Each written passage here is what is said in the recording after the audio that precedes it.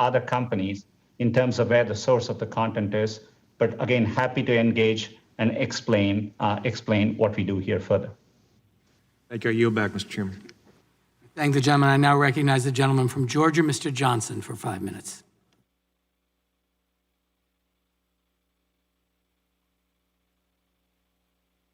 Thank you, Mr. Chairman. Mr. Cook, with over 100 million iPhone users in the United States alone, and with Apple's ownership of the App Store, giving Apple the ability to control which apps are allowed to be marketed to Apple users, you wield immense power over small businesses to grow and prosper. Apple is the sole decision maker as to whether an app is made available to app users through Apple's App Store. Isn't that correct? Sir, the App Store, thank you for the questions. The App Store is a feature of the iPhone, much like the camera is and the chip is. Yeah. And so my point is, and I'm sorry to interrupt, but I want to get to the point. Point is that Apple is the sole decision maker as to whether an app is made available to app users through the Apple Store. Isn't that correct? If it's a native app, yes, sir. If it's a web app, no. Okay, thank you. Thank you. And throughout our investigation, we've heard concerns that rules governing the App Store review process are not available to the app developers. The rules are made up as you go. They are arbitrarily interpreted and enforced and are subject to change whenever Apple sees fit to change. And developers have no choice but to go along with the changes, or they must leave the App Store. That's an enormous amount of power. Also, the rules get changed to benefit Apple at the expense of app developers, and the App Store is said to also discriminate between app developers with similar apps on the Apple platform, and also as to small app developers versus large app developers. So, Mr. Cook, does Apple not treat all app developers equally? Sir, we treat every developer the same. We have open and transparent rules. It's a rigorous process. Because we care so deeply about privacy and security and quality, we do look at every app before it goes on. But those rules apply evenly to everyone. And as you can tell by going from... Some developers are favored over others, though. Isn't that correct? That is not correct. And as you can tell from going from just 500... I'll give you an example. Baidu has two App Store employees assigned to help it navigate the App Store bureaucracy. Is that true?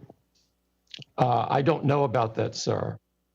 Well, you don't have other app developers who have that same access to Apple personnel, do you? We do a lot of things with developers, including looking at their beta test apps, regardless of whether they're small or large. Okay, well, let me ask you this question. Apple has negotiated exceptions to its typical 30% commission for some apps like Amazon Prime. Is a reduced commission such as the one that Amazon Prime gets available to other app developers? It's available to anyone meeting the conditions, yes. Okay, well, let me ask you this. Apple requires all app developers to use Apple's payment processing system if those developers want to sell their goods or services to Apple users through Apple's App Store. Isn't that correct? That is correct, because it's by processing payments for apps that you allow into the App Store, you collect their customer data and you use that data to inform Apple as to whether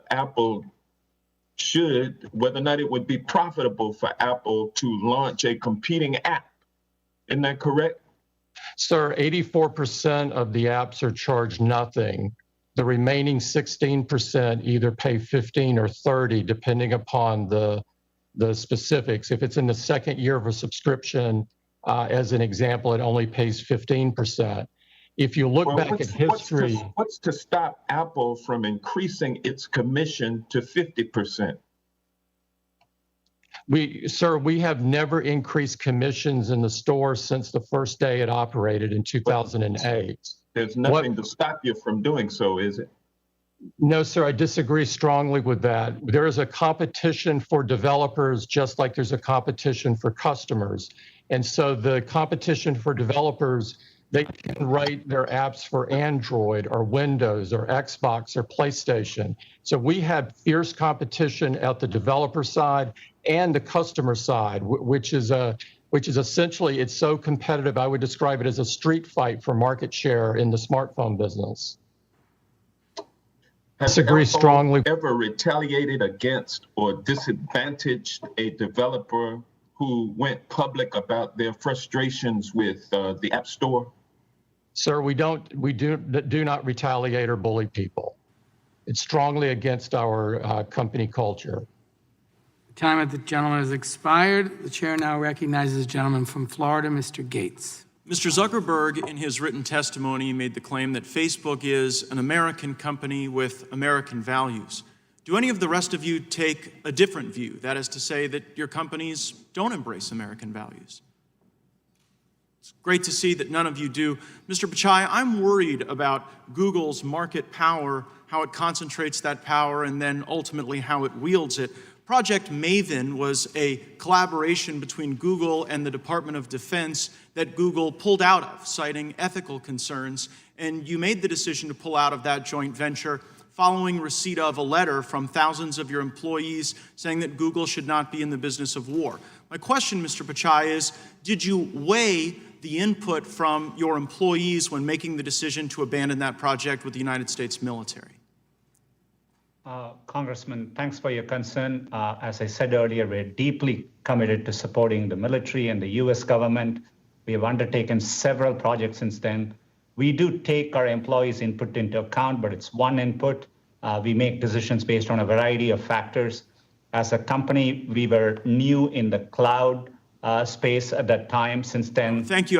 That's a sufficient answer, that you did take their feedback into account. And in fact, some of your Googlers have recently sent you a letter where they've asked you to exit other partnerships as a consequence of ethical concerns. They've asked you to stop doing business with American law enforcement, saying that police broadly uphold white supremacy and that Google should not be engaged in any services to police. And as you well know, you provide some of the most basic services to police, like email, but you also provide services that help keep our cops safe when they're doing their job. And so my question is, here in front of Congress and the American people, will you take the pledge that Google will not adopt the bigoted anti-police policy that is requested in the most recent letter?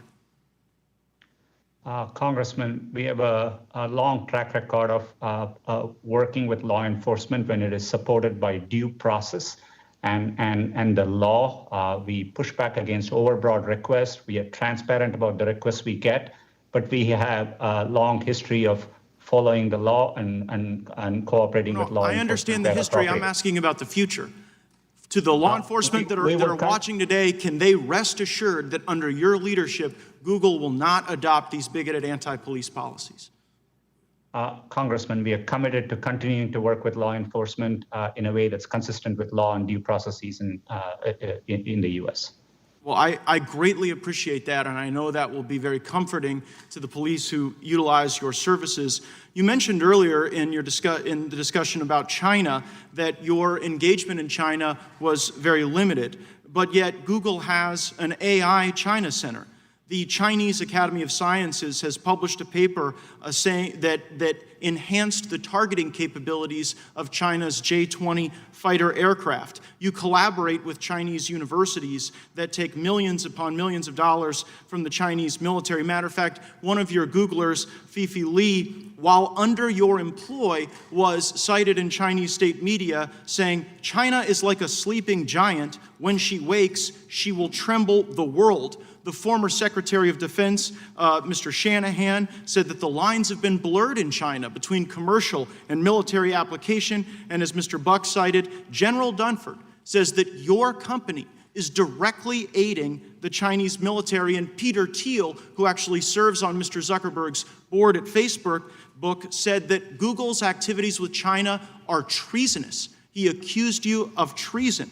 So why would an American company with American values so directly aid the Chinese military, but have ethical concerns about working alongside the U.S. military on Project Maven? And I understand your point about cybersecurity and those things, but Project Maven was a specific way to ensure that our troops are safe on the battlefield. And if you have no problem making the J-20 Chinese fighter more effective in its targeting, why wouldn't you want to make America as effective?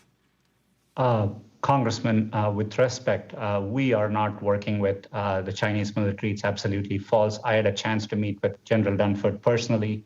We have clarified what we do in China compared to our peers. It's very, very limited in nature. Our AI work in China is limited to a handful of people working on open source projects, and happy to share and engage with the office to explain our work in China further. Gosh, I mean, when the chairman of the Joint Chiefs of Staff says that an American company is directly aiding China, when you have an AI center, when you're working with universities, and when your employees are talking about China trembling the world, it seems to really call into question your commitment to our country and our values. I see my time's expired. I hope we have an additional round, Mr. Chairman. I thank the gentleman. I now recognize the gentleman from Maryland, Mr. Raskin, for 5 minutes. Thank you, Mr. Chairman. Mr. Zuckerberg, as you know, the proliferation of fake Facebook accounts was a key tool in the strategy of Russian interference in the American election in 2016. American law enforcement, the Senate, the House, have all found that Vladimir Putin engaged in a sweeping and systematic campaign to undermine American democracy in 2016 and to work for a victory for Donald Trump. In his remarkable book, Mind Blank, and I'm being polite here, Cambridge Analytica and the Plot to Break America, whistleblower Christopher Wiley, who worked for several years at Cambridge Analytica, recounts how the Russian assault on America in Cambridge Analytica's research depended on Facebook. Quote, when Cambridge Analytica launched in the summer of 2014, Steve Bannon's goal was to change politics by changing culture. Facebook data, algorithms, and narratives were his key weapons. The Cambridge Analytica team used these tools to identify people who exhibited the 3 traits in what they called the dark triad: narcissism, Machiavellianism, and psychopathy. They then proceeded to bombard and activate these people, a small percentage of the American public, but still millions of people, with increasingly dark and manipulative messages from fake Facebook pages, both to get them to vote for Trump, but more importantly, to activate them as racists and white nationalists. And he goes on to describe the remarkable success of this campaign, both electorally, but also politically in the country in terms of sowing the terrible racial and ethnic divisions that you see in America today. So they waged a mass campaign of psychological warfare to polarize America around race and religion and to activate racists and anti-Semites. And it worked splendidly for them, but it didn't work so well for America. So Mr. Zuckerberg, which parts of this narrative have you addressed, or are you planning to address, or do you just see that essentially as the cost of being a forum and a marketplace for ideas? Is there nothing that can be done about the use of Facebook to engender social division in America? Congressman, thank you. Since 2016, there have been a lot of steps that we've taken to protect the integrity of elections.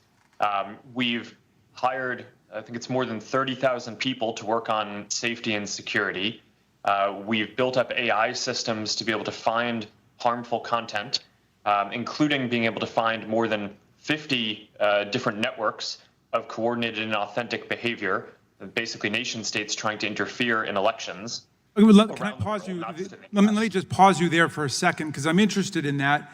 The Stop Hate for Profit campaign is a coalition that includes the Color of Change, the Anti-Defamation League, and other civil rights groups, and they're targeting Facebook right now for a boycott because of the rapid spread of hate messages online, the presence of Boogaloo and other right-wing extremist groups trying to infiltrate and disrupt Black Lives Matter protests, and the fact that alt-right, racist, and anti-Semitic content flourishes on Facebook. So they're asking you to remove these pages and essentially to join the movement for civil rights by not allowing that kind of content. Their boycotters include a lot of big companies, including Patagonia, Levi's, McDonald's, VW, Heineken, and so on. But you seem not to be that moved by their campaign, and I just wonder what you think about what they're asking you to do. Congressman, thanks. We're very focused on fighting against election interference, and we're also very focused on fighting against hate speech. And our commitments to those issues and fighting them go back years before this recent movement. Since 2016, the defenses that the company has built up to help secure elections, not just in the US, but around the world, I think are some of the most advanced that any company or government has in the world now. We routinely now collaborate with law enforcement and intelligence agencies and are able to sometimes identify threats coming from other countries before governments are even able to. In terms of fighting hate, we've built really sophisticated systems. Our goal is to identify it before anyone even sees it on the platform. And we've built AI systems and, as I mentioned, have tens of thousands of people working on safety and security with the goal of getting this stuff down so that way before people even see it. And right now, we're able to proactively identify 89% of the hate speech that we take down before I think it's even seen by other people. So, I want to do better than 89%. I'd like to get that to 99%. But we have a massive investment here. We invest billions of dollars. Just my time's almost out.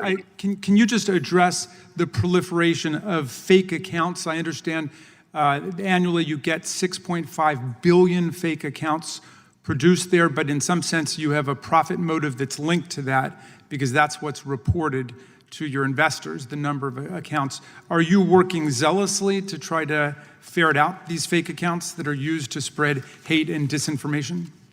The gentleman's time has expired, but the witness may answer the question. Congressman, absolutely. We work hard on this. We take down billions of fake accounts a year. A lot of that is just people trying to set up accounts to spam people for commercial reasons. A very small percent of that are nation states trying to interfere in elections, but we're very focused on trying to find those.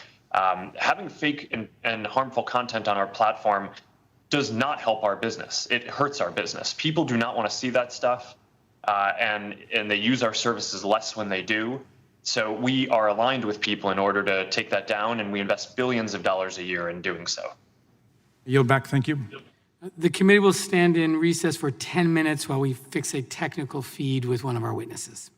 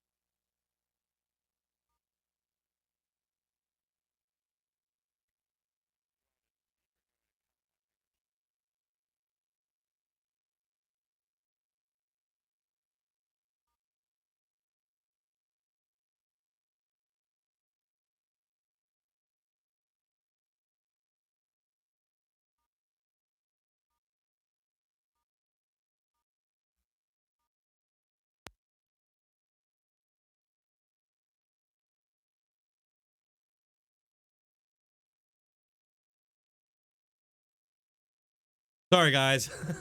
You should be able to hear me now. I was unmuted, but my virtual soundboard was closed. So yeah, I just wanted to talk about, sorry for starting late. I didn't realize that this was going on today. That last guy was really bothering me because apparently you guys should be able to hear it now. Sorry. Oh man, I just really killed my watching. So what really bothered me about that last guy that was on, he just broke news. I've never heard before that Russia got onto Facebook and then somehow performed some sort of like brainwashing operation and turned millions of Americans into right-wing white nationalists and white supremacists is apparently what he said, and that's why they lost the election. I've never heard that before. Apparently that happened. According to him, I would not believe that. But I find this all very insidious because they're just, everything is all right-wing, racist, hate, right-wing. They want to associate their opposition, anybody opposing them, as a racist against civil rights. He even said there at one point, like, oh, are you going to start censoring our political opposition? He didn't say that exactly. But are you going to start censoring our political opposition and join the civil rights movement? Oh, right, because obviously anybody who opposes censorship or opposes the left and Democrats are right-wing, racist, Russian, brainwashed hate mongers. This is just getting crazy. I mean, he was even throwing out all the people that have pulled out and won't advertise. Oh, don't you see? Unless you come over and do what we want you to do and silence the people we want you to silence, you're not going to be making all this money. Guys, I'm telling you, if Democrats get back in power, okay, if they get back in power again, it's going to be one-party rule for the rest of our lives, because they're going to get in and then they're going to make it impossible for anybody else to have any chance. Basically, anybody opposing them might as well be a third party, because they're going to censor and squash all opposition everywhere. It's going to be in the media. They're going to pressure Fox increasingly through, pressure with their advertisers to come over to their narrative. They're doing the same thing with the tech giants right now. It's going to continue, and they're winning, guys. I hate to be pessimistic here, but it's not looking good. And watching this isn't making me feel any better. I'm not hearing much pushback. I mean, what this guy said was insane. I mean, Russia, what did they do? They bought some Facebook ads. Okay, they had some rallies. Had a couple rallies, both for and against Trump.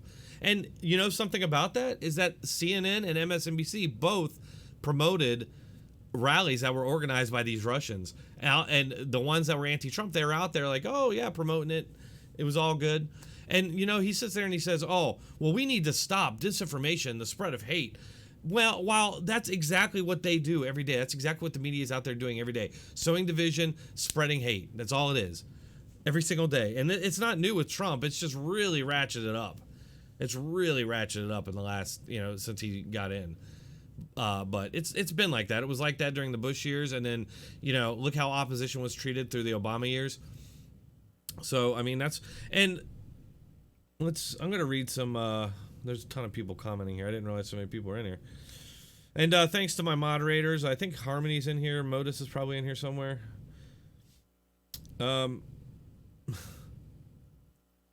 I can't say your name. Abimail Paris. It's ridiculous, but these troll accounts with semi-nude girls are allowed all day long. Yeah, seriously. How long are they taking a recess for? Technical glitches. Yeah, somebody reminded me on Discord too. Thanks, Big Dish Prince. Terry said, my daughter put on Facebook page that is named Old Men and Young Girls with Pictures. Weird.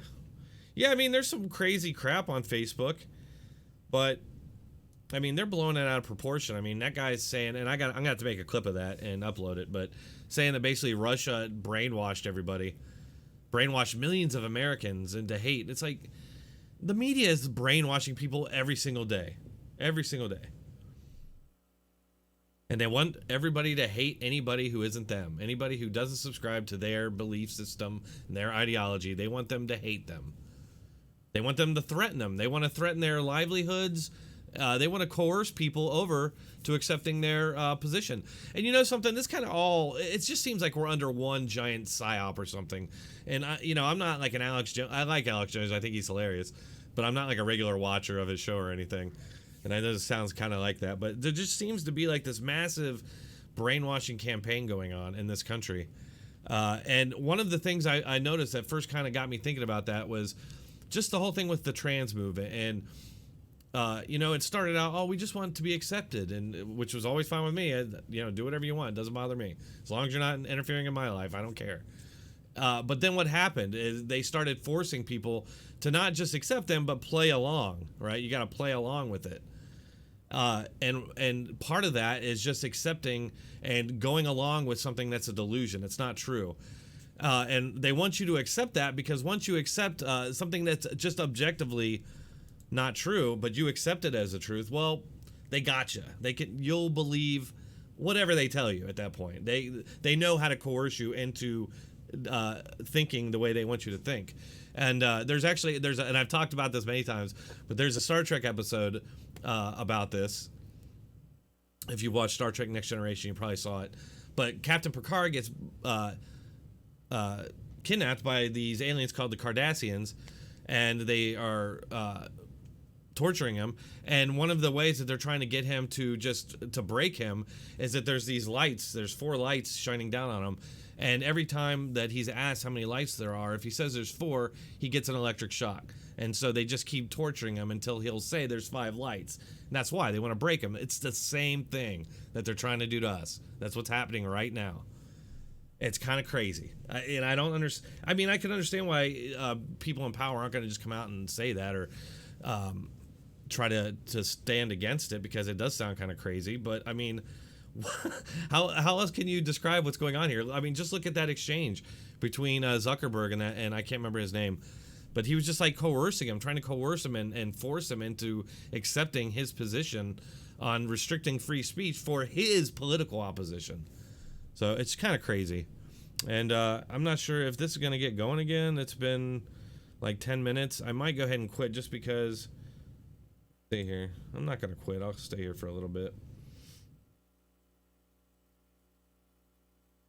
I haven't got to watch to know they will lie their asses off, and the Democrats like it because it favors them, and the Republicans are always seem to believe them each time they testify and lie. Yeah.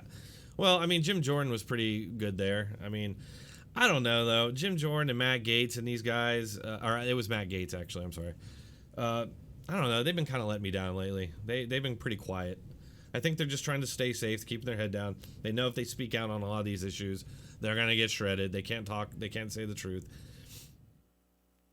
And I talk about this in my video today. I did post early today. I normally post at 5, but I posted at 2 o'clock today just to see if anybody, if the views are any different, or if I get any new viewers who maybe not see it later in the day.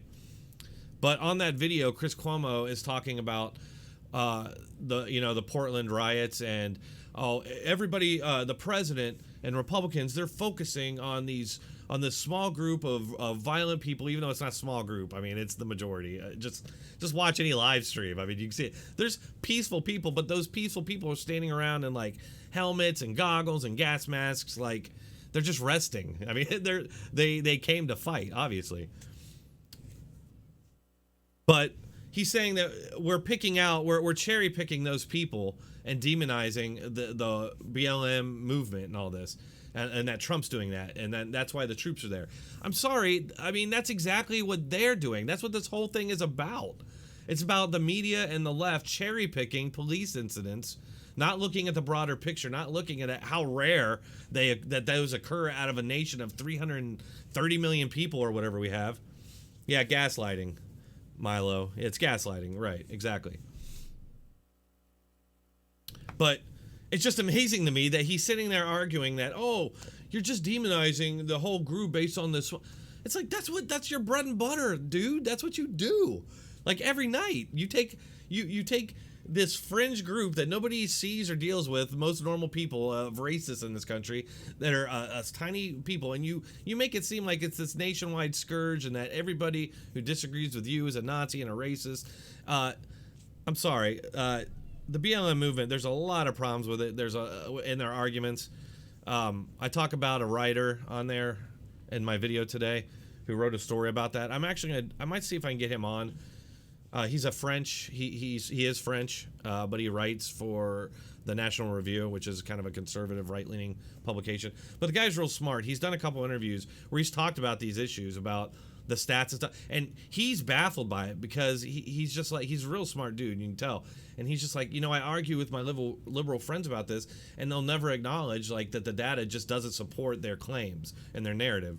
And it's like, no matter how you look at it. And he was talking about, like, even when you account for all other factors, and that the chances of any of these incidents, the ones that are truly bad, and of those, though, that they were motivated by racism is such a tiny percentage. It's like you're ignoring this much larger thing, and you're attributing everything to racism, which you can maybe prove a super tiny percentage, but beyond that, you can't prove it. And in fact, the data debunks it. So that needs to happen more, but it's not happening in our media, of course, or academia or any of these places. If you try to talk about these things, you're called a racist, you're shouted down, you have a chance of losing your job. Who wants to bother themselves with that? I'm worried about what's going to happen when my daughter goes back to school and the school has adopted a bunch of BLM mantra and they start pushing it, because I'm not going to just sit back and allow that. I mean, I definitely am going to have to go speak up about it, but it's almost surely going to turn me into a pariah in the town here. So, but I'm going to do it, because there's no way I could just sit back and let that happen. I probably won't be alone. Hopefully not. Let's see here, guys. Jim Jordan rocked yesterday. Barr was a bear. Yeah, it was pretty good. The media did exactly what we all knew they would do. I'm kind of over it. I just want to... It's like I did my video on it. I did live stream. I'm done, because it'll just drive us crazy if we dwell on it too much. I am Rooster. When do we get to call in Porten of the stream? Committee will come back to order. I now recognize the gentleman from North Dakota, Mr. Armstrong, for 5 minutes. Call-ins? Google has received criticism about bias against conservatives and content moderation. There were threats of demonetizing the Federalist and numerous other complaints of viewpoint suppression. As a result, a significant portion of the American public has lost trust in your company. A lack of public confidence in a product usually means there is economic harm to the company. But that just isn't the case with Google. So I think it's a legitimate question as to whether Google's market power insulates it from loss of revenue normally associated with offending half the people who use your product. I also think it's a legitimate question to ask if other attempts to regulate your industries have worked. So, Mr. Pichai, Google has restricted advertising analytics or the portability of user data related to advertising due to compliance with the General Data Protection Regulation. Specifically, in 2018, Google restricted the ability to export the double ID, a cookie-based identifier that combines individual user data and creates profiles through Google Data Transfer. Is that correct? Congressman, not familiar with the specifics of that particular issue, but happy to follow up more once I understand it better. So you're not particularly familiar with how you're complying with GDPR? Congressman, we've long been working to comply with GDPR. We think it's an important regulation, and we are in full compliance to the extent of my knowledge. I just meant I'm not aware of that specific issue with the identifier you mentioned there, but happy to understand it better and follow up. All right, so in order to comply with GDPR, Google must retain control over more user data and restrict the ability to combine this user data with other platforms to conduct cross-platform analysis. It seems as if that ultimately limits the ability of advertisers to make comparisons between Google-based campaigns and non-Google-based campaigns. Would you agree with that? In all these ecosystems, we are balancing between users, advertisers, and publishers. We deeply care about the privacy and security of our users. And so when we serve these ecosystems, we have to take that into account. We have to comply with important laws and regulations in every country we operate in. And so that's the delicate balance we are constantly striking. But we are focused on our users and trying to do the best we can. And I just want to be perfectly clear. I personally believe that just the market power consolidation is significant. But I also want to be clear that when we're moving forward to regulate this, that we aren't actually squeezing out competition in our quest to do something. Because I've said that before in this hearing, and I'll say it again. Usually in our quest to regulate big companies, we end up hurting small companies more. And I'm a strong privacy advocate, but the consequences of GDPR have been to further entrench large established actors like Google, leading to regulatory capture that exasperates competition concerns. and Google's digital ad market share has increased since the implementation of GDPR. Do you know that to be correct? Congressman, to just give you a sense of the robust competition we see, ad prices have fallen down by 40% in the past 10 years. And in fact, in the US, advertising as a share of GDP has come down from 1.4% in 1992, less than 1% today. So we see robust competition in the marketplace. And as I said earlier, we have to comply with regulation. We have to interpret it strictly, and we have to balance the ecosystem. But our utmost care is ensuring privacy and security of our users as we serve these markets. And I'm glad you mentioned privacy, because I would be remiss if I didn't deal with this issue, because it is so relevant. And I think generally speaking, outside of the political issues and the bias associated with all of this, and this is for essentially all four of our witnesses, I think one of our bigger concerns when we talk about data and value, and that data having value and privacy, which is where people really get concerned with how the digital age is moving forward. And there are news reports that law enforcement has made increasing use of what are called geofence warrants. And these geofence warrants allow authorities to compel technology companies to disclose location records for any device in a certain area at a particular time. Court filings suggest that Google received a 1,500% increase in geofence requests from 2017 to 2018, and a 500% increase from 2018 till 2019. And so the Fourth Amendment requires probable cause and specificity, and that's not what these are. These warrants are essentially for any person in an area at a particular time, and geofence warrants require neither. So unless accompanied by particularized information and identifying a subject, geo warrants are essentially general warrants. I believe that the location information should be considered as contents of the Electronic Communications Act under the Stored Communications Act. Do you agree? Happy to understand more. We deeply care about this. Is why we issue transparency reports, because we think it's an important area for Congress to have oversight.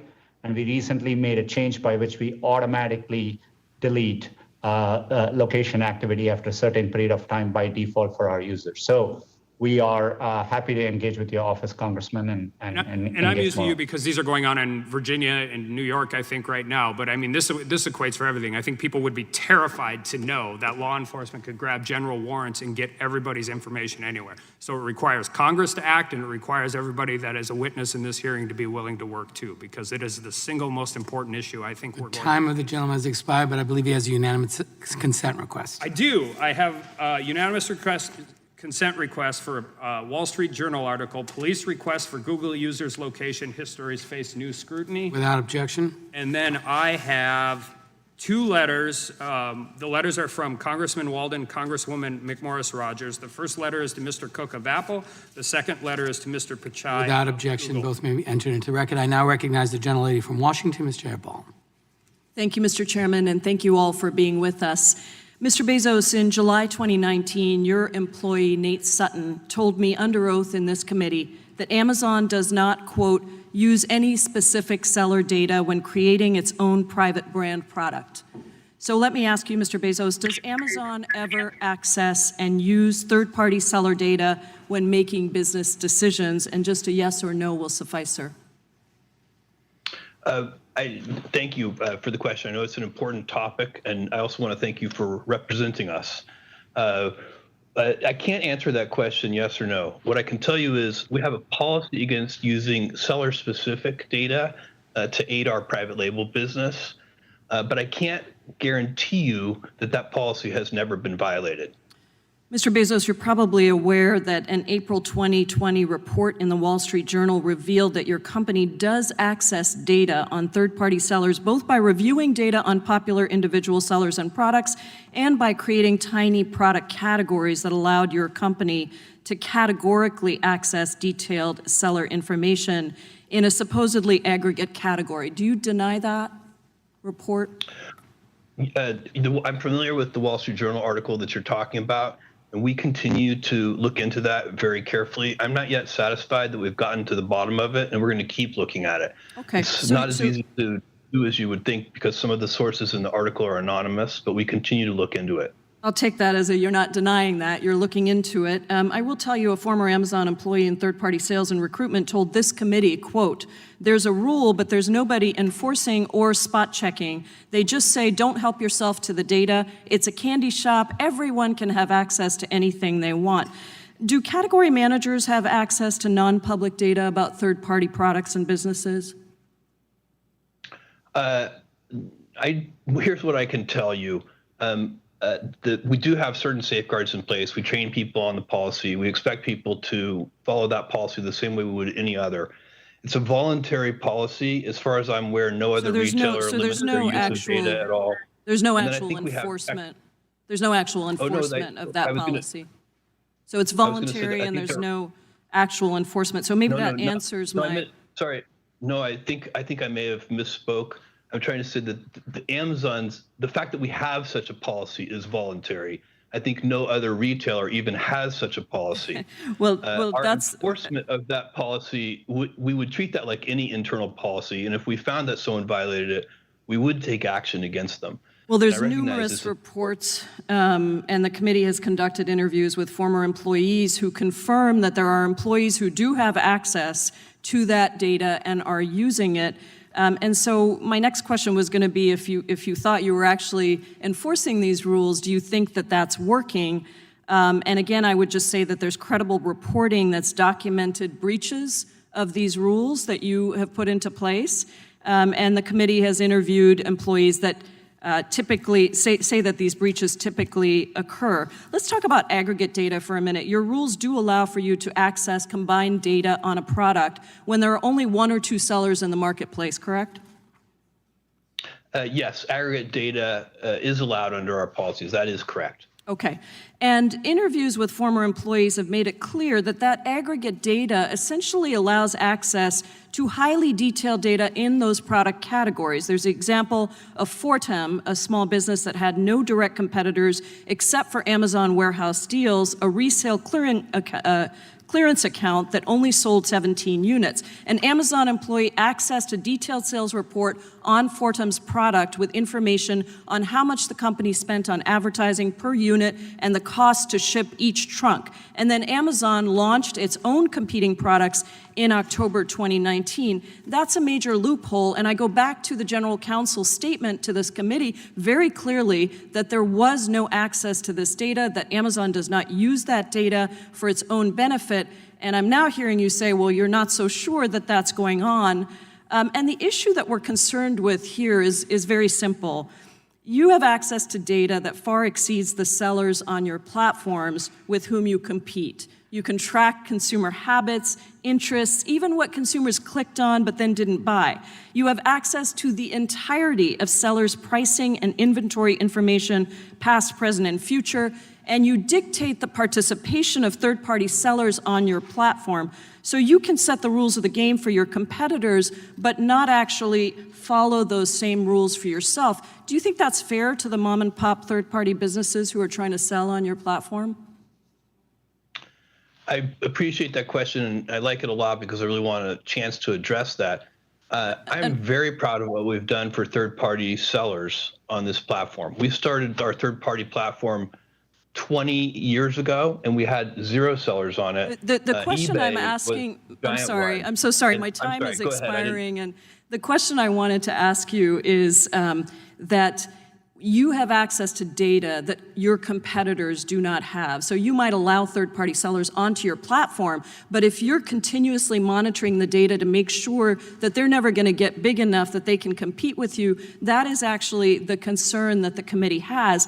And, you know, I think your company started in my district. I want to thank you for that. I want to thank you for the work that you've done and say that the whole goal of this committee's work is to make sure that there are more Amazons, that there are more Apples, that there are more companies that get to innovate and small businesses get to thrive. And that is what we're trying to get at. That is why we need to regulate these marketplaces so that no company has a platform so dominant that it is essentially a monopoly. Thank you, Mr. Chairman. I yield back. The time of the gentlelady has expired. I just want to remind the witnesses we appreciate the gratitude for the questions and your description of them as good questions, but we'll just assume that they're good questions and you're happy to answer them so we can make sure we're making good use of your time. And with that, I recognize the gentleman from Florida, Mr. Stubbe.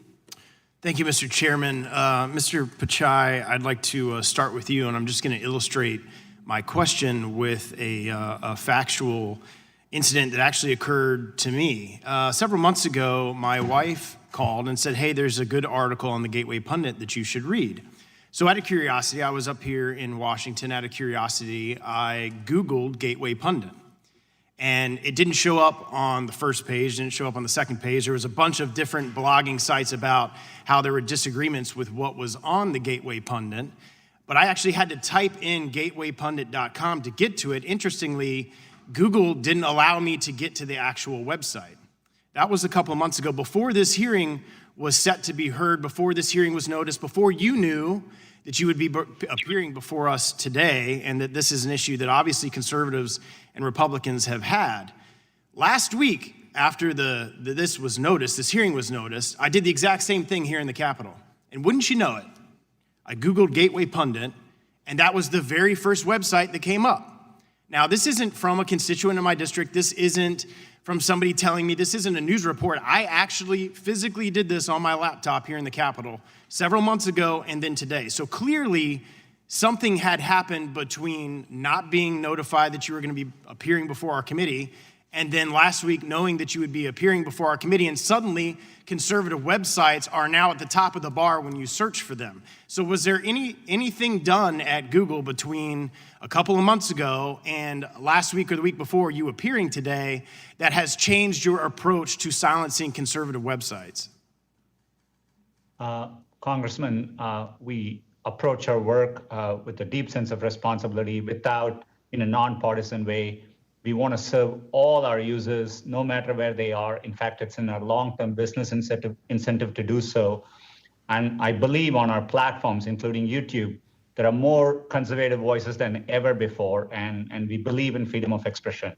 On the specific issue, I will have to look into it. I obviously wasn't aware of it.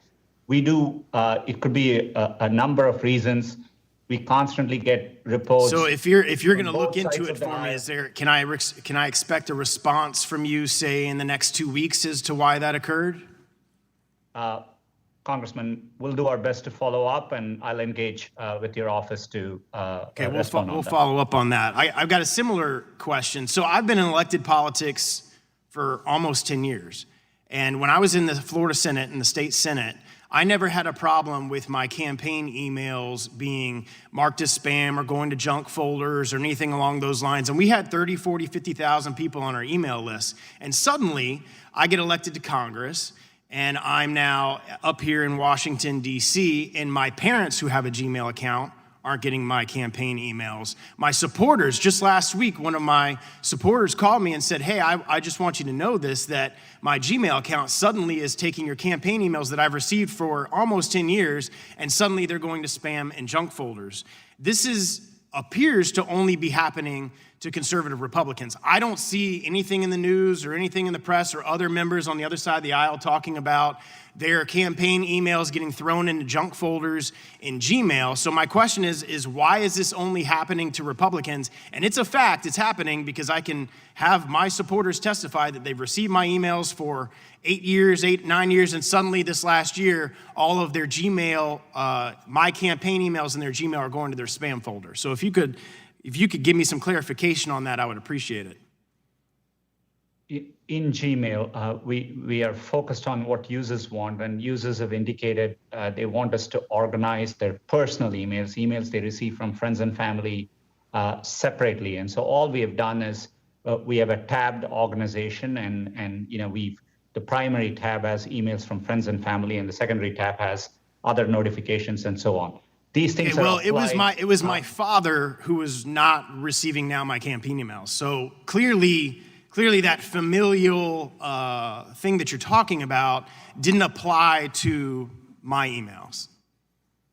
Our systems probably are not able to understand that that it's your father. Obviously, we don't have that context there. We just apply it neutrally across all organizations, and And, Well, what assurances very can you happy to give me explain that our process there's, here. my time's short, one last question. What assurances can you give me that any bias amongst your employees isn't influencing your spam folder algorithms? Congressman, there's nothing in the algorithm which has anything to do with political ideology. And, we do get complaints across the aisle. For example, the World Socialist Review complained in January of this year that their site wasn't found in Google search results. And so we get complaints, we look into it, but, we approach our work in a nonpartisan way, and it's in our long-term incentive to serve users across the country. And today, that's why we invest in our radars in 49 states across the U.S. so that we can capture all viewpoints. Thank you. The gentleman's time has expired. I now recognize the gentlelady from Florida, Ms. Demings, for 5 minutes. Thank you so much, Mr. Chairman. And let me just say, just for the record, I'm a Democrat from Florida, and I've had heard complaints about my emails going into spam as well. And I'm sure other Democratic members have had the same experiences, unfortunately. Mr. Pakai, in 2007, Google purchased DoubleClick, the leading provider of certain advertising tools. Is that correct? That's correct, Congresswoman. When Google proposed the merger, alarm bells were raised about the access to data Google would have, specifically the ability to connect a user's personal identity with their browsing activity. Google, however, committed to Congress and to the antitrust enforcers that the deal would not reduce user privacy. Google chief legal advisor testified before the Senate Antitrust Subcommittee that Google wouldn't be able to merge this data even if it wanted to, given contractual restrictions. But in June of 2016, Google went ahead and merged this data anyway, effectively destroying anonymity on the internet. Mr. Pakai, you became CEO of Google in 2015, is that correct? That's right. Okay, and this change was made in 2016, is that correct? That's my understanding. Okay, thank you for that. Did you sign off on this decision to combine the sets of data with that Google had told Congress would be kept separate? Congresswoman, any changes we made, Mr. Pakai, with all due respect, please, did you sign off on the decision or not? I review at a high level all important decisions we make. We deeply care about privacy and security of our users. So you signed off on the decision? User consent for. Okay, you signed off on the decision. Practically, this decision meant that your company would not combine would now combine, for example, all of my data on Google, my search history, my location from Google Maps, information from my emails from Gmail, as well as my personal identity with the record of almost all of the websites I visited. That is absolutely staggering. According to an email from a DoubleClick executive, that was exactly the type of reduction in user privacy that Google's founders had previously worried would lead to a backlash. And I quote, "They were unwavering on the policy due to philosophical reasons, which is Larry and Sergey's fundamentally not wanting users associated with a cross-site cookie. They were also worried about a privacy storm as well as damage to Google's brand." So in 2007, Google's founders feared making this change because they knew it would upset their users. But in 2016, Google didn't seem to care. Mr. Pakai, isn't it true that what changed between 2007 and 2016 is that Google gained enormous market power? So while Google had to care about user privacy in 2007, it no longer had to in 2016. Would you agree that what changed was Google gained enormous market power? Congresswoman, this is an important issue. If I could explain. Well, we today make it very easy for users to be in control of their data. We have simplified their settings. They can turn ads personalization on or off. We have combined most of activity settings into 3 groupings. We remind users to go do a privacy checkup. 1 billion users have Okay, done so. Mr. Pakai, thank you 20 so million much for people that. do it. I am concerned that Google's bait and switch with DoubleClick is part of a broader pattern where Google buys up companies for the purposes of surveilling Americans, and because of Google's dominance, users have no choice but to surrender. In 2019, Google made over 80% of its total revenue through selling of ad placement. Is that correct, Mr. Pakai? About Majority of 80%? the business. Yeah, okay. And because Google sells behavioral ads targeted to each of us as individuals, the more user data that Google collects, the more money Google can make. More user data means more money. Is that correct? In general, that's not true. For example, when More you come user in search, data, when you type, not the more most money of the data Google we need is built collects? into the I'm sorry, please. So you're saying that the more user data does not mean the more money that Google can collect? Congresswoman, most of the data today we collect is to help users and provide personalized experiences back. Ad Okay, data thank you is so not much, relevant Mr. with time at Pakai. all. Mr. Chairman, I yield back. Thank the gentlelady. The chair now recognizes the ranking member of the full committee, Mr. Jordan, for 5 minutes. Thank you, Mr. Chairman. Mr. Pachai, is Google going to tailor its features to help Joe Biden in the 2020 election? Congressman, we approach our work, we support both campaigns today. We think political ads is an important part of free speech in democratic societies, and we engage with campaigns, according to law, and we approach our work in a nonpartisan way. It was a yes or no question. Can you assure Americans today you won't tailor your features to help Joe Biden in the upcoming election? We support work that campaigns do. I just want to make sure I understand that. We all do all kinds of online, social media, all kinds of that kind of outreach, that communication.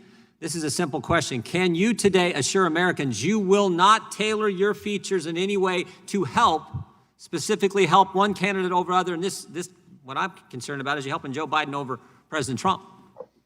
We won't do any work, to politically tilt anything one way or the other. It's against our core values. But you did it in 2016. There's an email in 2016 that was widely circulated amongst the executives at your company that got public, where Ms. Ileana Murillo, head of your multicultural marketing, talks about the silent donation Google made to the Clinton campaign, and you applauded her work. She points that out in the email. I'm just curious, if you did it in 16, I want to make, in spite of the fact you did it in 16, President Trump won, I just want to make sure you're not going to do it again in 2020. Congressman, I recall our conversation at that time, and I appreciate your concern. We didn't find any evidence of such activity, and I took the opportunity after our conversation to reinforce to the company. We realized even an appearance could be improper, so we have clearly communicated to our employees any personal political activity, while that's their right, needs to happen on their own time and resources and should avoid any use of company. Of course, everyone's got their First Amendment rights to campaign for who they want. What they can't do is configure your features to help one candidate over the other. So you might not have found any evidence, but here's what she wrote to the email to a number of key executives in your company. Quote, we push to get out the Latino vote with our features. Second quote, we push to get out the Latino vote with our features in key states. Seems to me those last three words are the real qualifier here.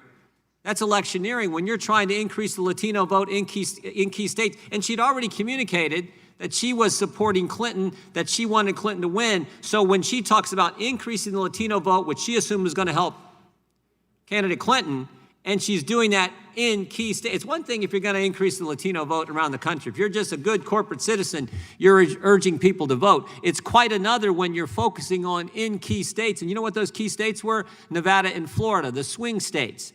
So again, I want to make sure this isn't going to happen in 2020. I can assure you that we complied with laws in 2016. As a company, any work we do around elections is nonpartisan. Users do come to us for understanding where polling places are, where to vote, which is the date to vote, what the voting hours are. We are committed to providing that information. and I can assure you that we will approach our work. So Mr. in a nonpartisan Pichai, here's the question I think is on so many Americans' minds.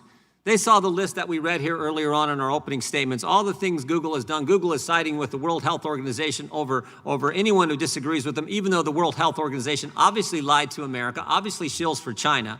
Google's siding with them, YouTube is siding with them. We have the history of all the things Google has done and the history of what happened in 2016 in the election, where they obviously, according to one of your multicultural marketing executive, tried to help Clinton.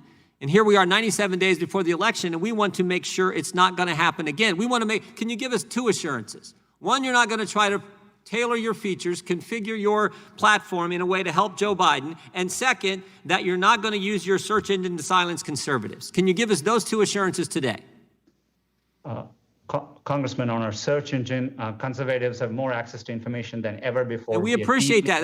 That wasn't the question. Can you assure us today you're not going to try to silence conservatives? And can you assure us today you're not going to try to configure your features, as Ms. Murillo said you did for Clinton in 2016? Can you assure us today you're not going to do the same thing for Joe Biden in 2020? You have my commitment. It's always been true, and we'll continue to conduct ourselves in a neutral way. Appreciate it. Yield back. The chair now recognizes the gentlelady from Pennsylvania, Ms. Scanlon. Thank you, gentlemen. I'd like to redirect your attention to antitrust law rather than fringe conspiracy theories. Mr. Bezos, our investigation... Mr. Chairman, we have the email. There is no fringe... Excuse me. It's not your time. Mr. Jordan, you do not have the time. Please be respectful of your when colleague. someone She controls the time. Put your mask on. Put your mask on. Mr. Jordan. Mr. Raskin, Mr. Jordan, you want to talk about masks. Mr. Jordan, Ms. Scanlon. Why would the Deputy controls Secretary of Treasury unmask Michael Flynn's name, Mr. Raskin? And what I want to know is, when someone comes after my motives for asking questions, I get a chance to respond. The gentlelady is recognized. Thank you, Mr. Chairman. Mr. Bezos, our investigation uncovered documents that show that Amazon sometimes doesn't play fairly, crossing the line from robust competition to predatory pricing to destroy rivals rather than outcompete them. And let's take the example of Quidsi, which used to own diapers.com and provided online baby care products. In 2009, your team viewed diapers.com as Amazon's largest and fastest growing online competitor for diapers. One of Amazon's top executives